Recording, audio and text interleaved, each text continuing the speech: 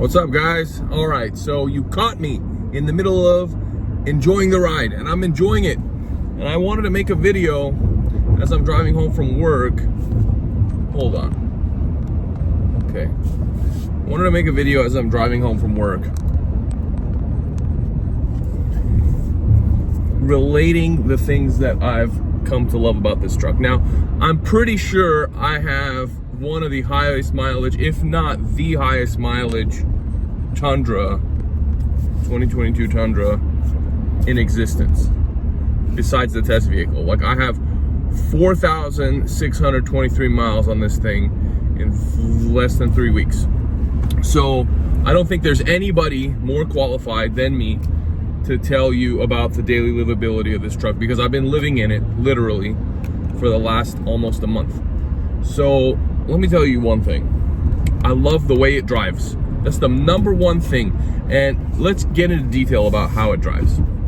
So it drives like a big car. It's so weird. When you get behind the wheel, the steering wheel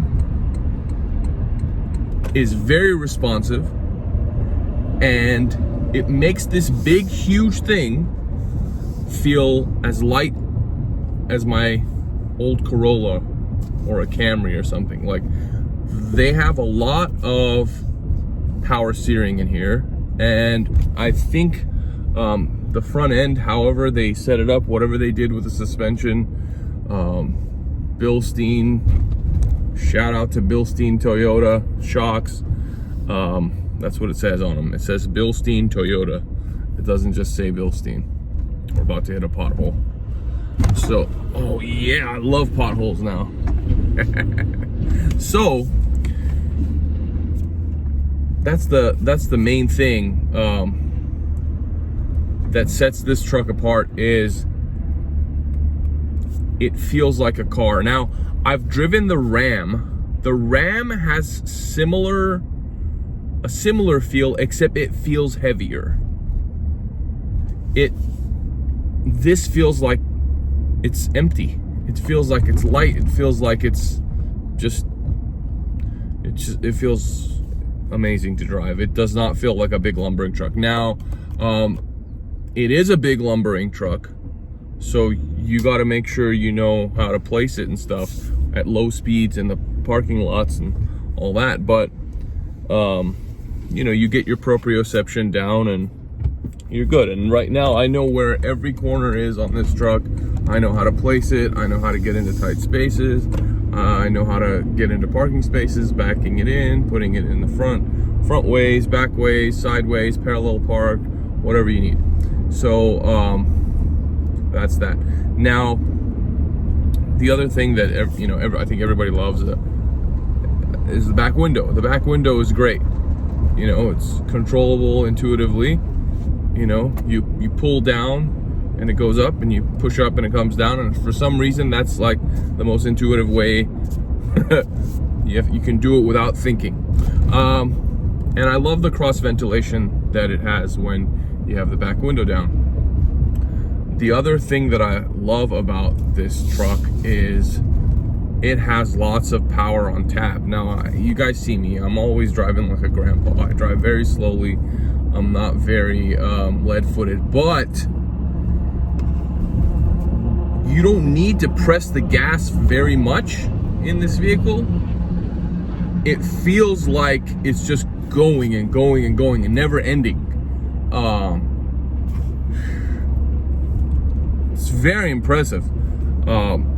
Again, I've driven other vehicles, and the way this just builds speed and it kind of sneaks up on you, it reminds me of like a German car. The third thing I love about it is how solid. Now, on one hand, it's like really, really light, but it's very, very strong and solid. Like, this thing is solid. It's so weird. It feels light, quick, and solid. So my big fear is modifying this thing, because it's set up to be in such a sweet spot, you know, like it's in such a sweet spot I'm worried. Now, I'm making sure that I don't just lift up, but go wider so that the agility doesn't suffer.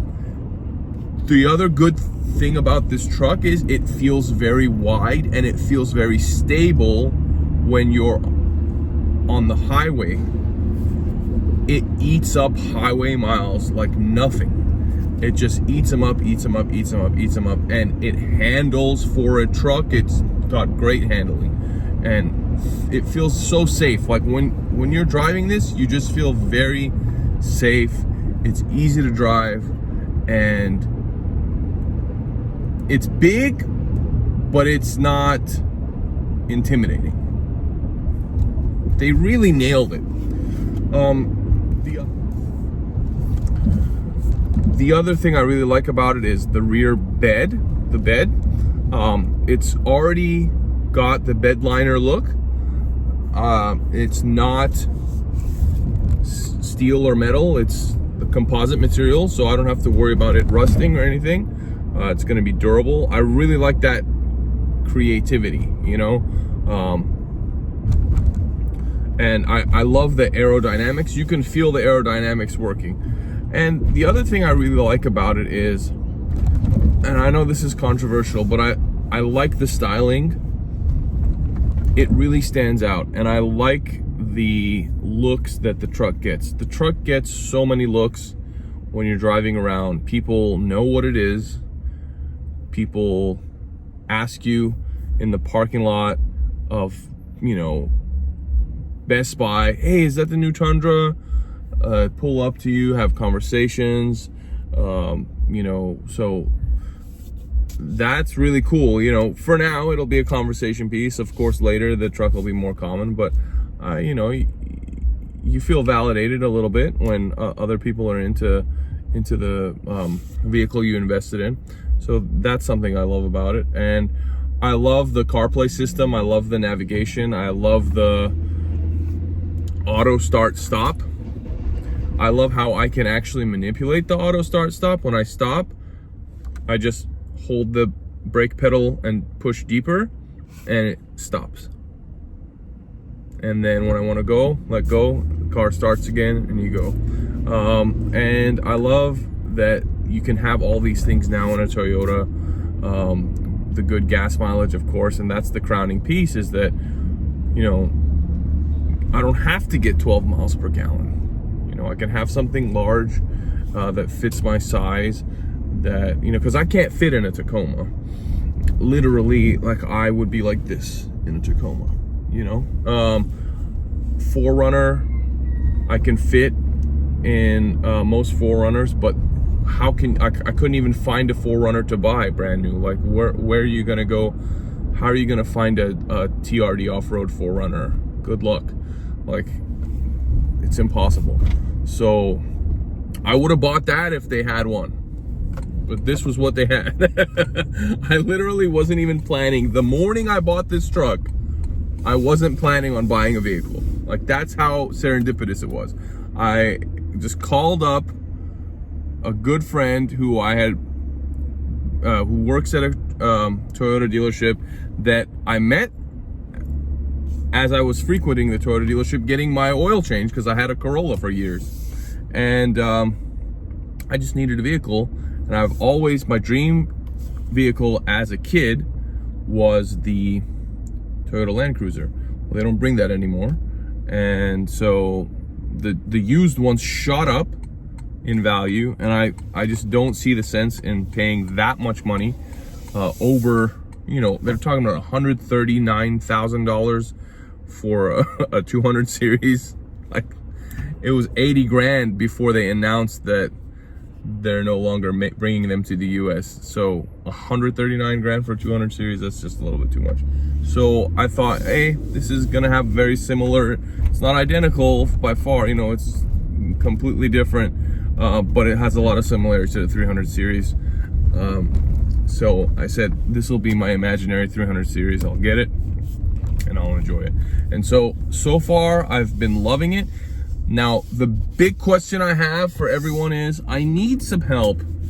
I don't want to lose this character of this vehicle when I modify it to be more capable off-road. And I know I'm gonna have to. It's gonna have to happen, but I just don't want it to be top heavy. I don't want it to feel like it's gonna flip. So if I go up, I need to go out.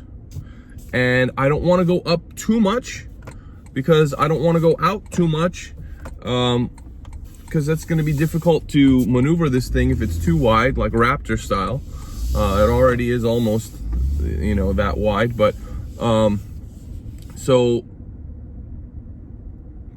methinks I might need some wheels, not just lift. So I've been thinking like, okay, so you got to go wider. If you're gonna lift it, you got to go wider. Where do I find wheels for this thing? I want to get some beadlock capable wheels. I want to get some Hutchinsons. I got to do some research. You guys help me out in the comments and tell me, what wheels should I get that are beadlock capable, that you can still have a traditional bead while you're driving on the street, and then, you know, if you want to do an off-road trip, you can use the beadlocks. So let me know. I think there's some special type of wheels that are beadlocks, but the beadlocks on the inside, and I believe those are Hutchinsons. But what's the offset I need? I have no idea. If you guys could tell me, if not, I could look it up. But what offset I need on some Hutchinsons, how it's going to be. I mean, I'm dying in this thing still being stock as far as off-road capability. Like the fact that it's so brand new, nobody makes anything for it, is the worst part about the truck. But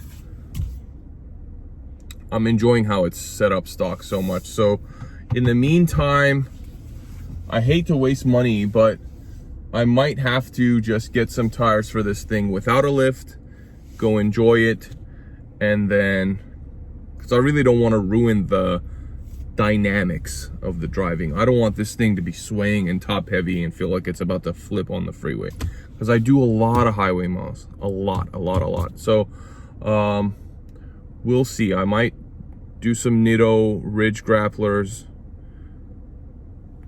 just in 285 70 R18, and no leveling kit, nothing, until the Toyota lift comes out, and then I'll have to find another set of rims and tires that are wide, not just tall, because I just really don't want to increase my center of gravity to the point where I'm top heavy and I'm flipping. So I love the wide stance of this. The engineers really did a good job for high speed stability on this. I think that's the hallmark of the driving experience. If you could say one thing, besides it being a freaking mountain goat, it's got great high speed stability and great stability in the turns. Like when the highway turns, this thing grips. It's it doesn't feel like a truck. It's amazing. But the other thing that it's really good at is going up. It loves going up something steep. With the stock tires, I went up a muddy hill and I didn't film it. When I went to my little overlanding video, go check that video out. I went to an ORV park in rural Louisiana, off-road vehicle park, and there was a spot where I was so nervous. This was after it had gotten stuck, so I was like, I had PTSD from it being stuck. I was down a muddy hill. I had to go like this, and then it was a dead end, so I had to turn and go back down so I could turn around. And I went down this muddy hill, and I was like looking straight up. All I could see is sky, and I didn't have the guts to grab the camera to film it, but I just had it in 4 high, had it in drive, and hit the go pedal, and this thing went up no problem, just whoop. And it was at that moment where I was like, oh, this thing's serious. Yeah, it's no joke. This thing is a seriously capable rig, and it deserves to be used that way. It does not deserve to just sit. So definitely need some advice on what specific Hutchinson wheels. I know I keep saying Hutchinson, but those are the best. I gotta have the best. But if not Hutchinson, then tell me what other brand wheels are good. I want something light. I want something 18-inch in diameter. I don't want 20s. And I want something that's going to look good and not look cheap. So let me know. Thank you guys, and have a good one.